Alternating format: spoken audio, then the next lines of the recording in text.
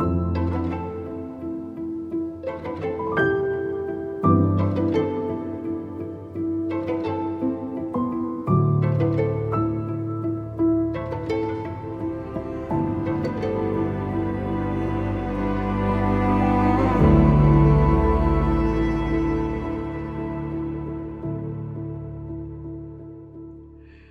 am coming to you today from an undisclosed location, but I do want to say that it is surrounded, as is the world, as is your life and my life, by the love of God.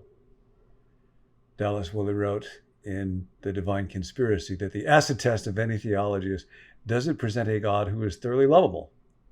And if it doesn't, if it fails to present a God who is joyful and friendly and winsome and thoroughly accessible, we're on the wrong track. Because God is love. And we're thinking these days about the love of God. We will turn soon to joy and to peace, but right now it's love. And I'm reminded of God's love over and over again. Nancy and I were out surfing yesterday, and within a yard of her surfboard, there was a great big sea turtle. And God must surely delight in that. I'll be speaking at a conference here, and I went down to the front desk of the hotel because I had finished my talk on the plane. So I emailed the manuscript to them, and they had said that they would print it off for me. And the woman at the desk said, yep, we'll do that, but there's a charge for everything over every page over 5 pages. And initially I was thinking, seriously, like how much does a page cost? Are you really going to charge me for that? Then I thought, don't be a jerk. So I said, sure, I understand, no problem. And she ran it off, and then she looked at it and she said, you're spreading the word of God, no charge. And it made me glad I had not been a jerk. And it reminded me of those 4 movements that Dallas talks about of love, that God first loves us, and then we're able to love God, and then we can love other people, and then in the community of prayerful love, they love us.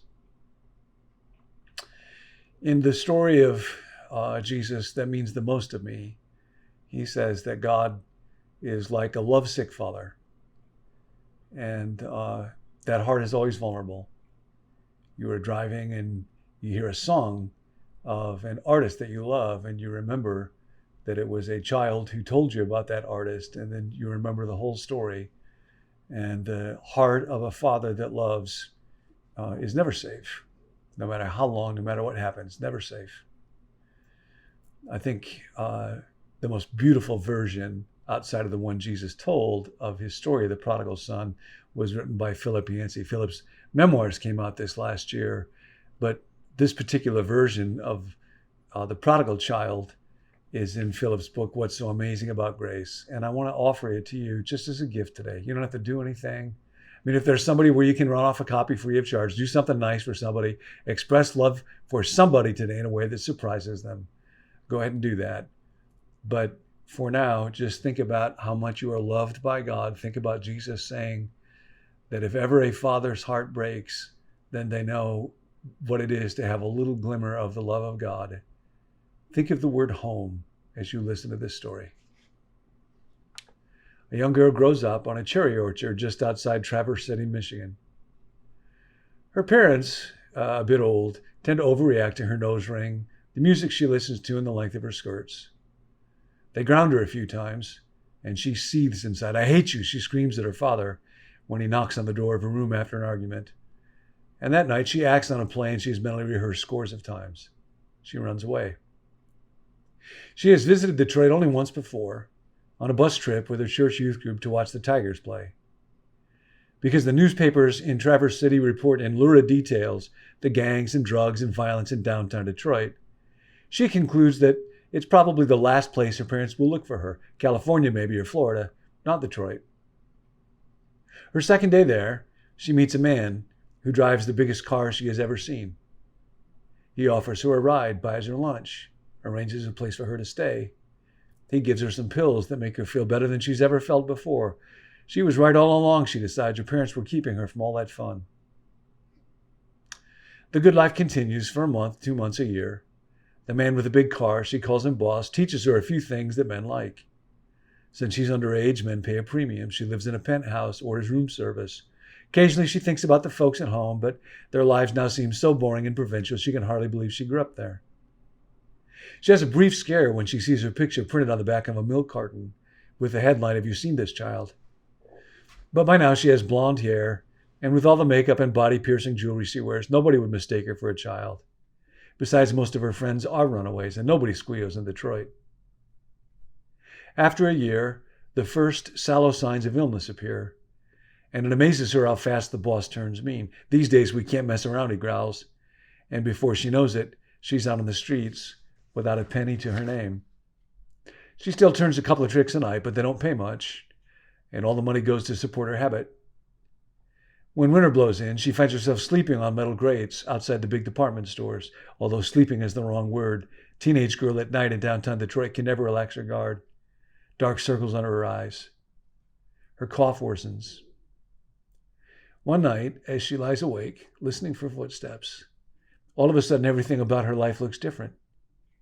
She no longer feels like a woman of the world. She feels like a little girl lost in a cold and frightening city. She begins to whimper. Her pockets are empty and she's hungry and she needs a fix. She pulls her leg tight underneath her and shivers under the newspapers she's piled on top of her colt. Something jolts a synapse of memory and a single image fills her mind. Of May in Traverse City, when a million cherry trees bloom at once, with her golden retriever dashing through the rows and rows of blossomy trees in chase of a tennis ball. God, why did I leave, she asks herself, and pain stabs at her heart. My dog back home eats better than I do. She's sobbing, and she knows, in a flash, that more than anything else in the world, she wants to go home. 3 straight phone calls, 3 straight connections.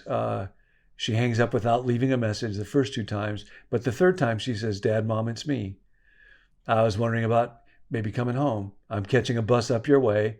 It'll get there about midnight tomorrow. If you're not there, well, I guess I'll just stand the bus till it hits Canada.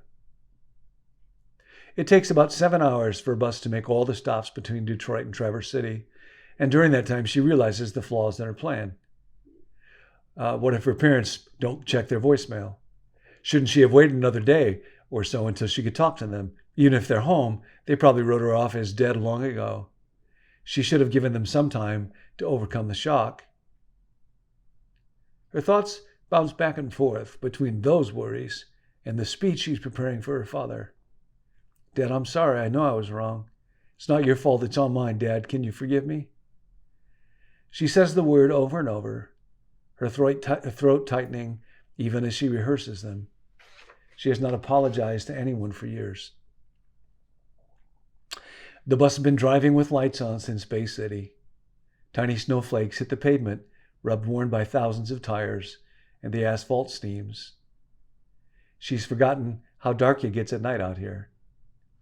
A deer darts across the road and the bus swerves. Every so often a billboard, a sign posting the mileage to Traverse City. Oh God. When the bus finally pulls into the station, its air brakes hissing in protest, the driver announces in a crackly voice over the microphone, 15 minutes, folks. It's all the time we have.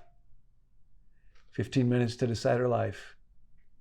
She checks herself in a compact mirror, smooths her hair, licks the lipstick off her lips, teeth. She looks at the tobacco stains on her fingers and wonders if her parents will notice, if they're there. She walks into the terminal not knowing what to expect. Not one of the 1,000 scenes that have played out in her mind prepares her for what she sees. There, in the concrete walls and plastic chairs bus terminal in Traverse City, stands a group of 40 brothers and sisters and great aunts and uncles and cousins and a grandmother and a great-grandmother to boot. They are all wearing goofy party hats and blowing noisemakers, and taped across the entire wall of the terminal is a computer-generated banner that reads, Welcome home.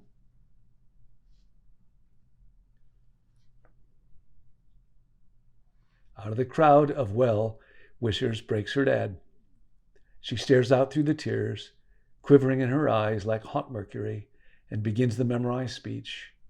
Dad, I'm sorry. I know. He interrupts her. Hush, child. We've got no time for that. No time for apologies. You'll be late for the party.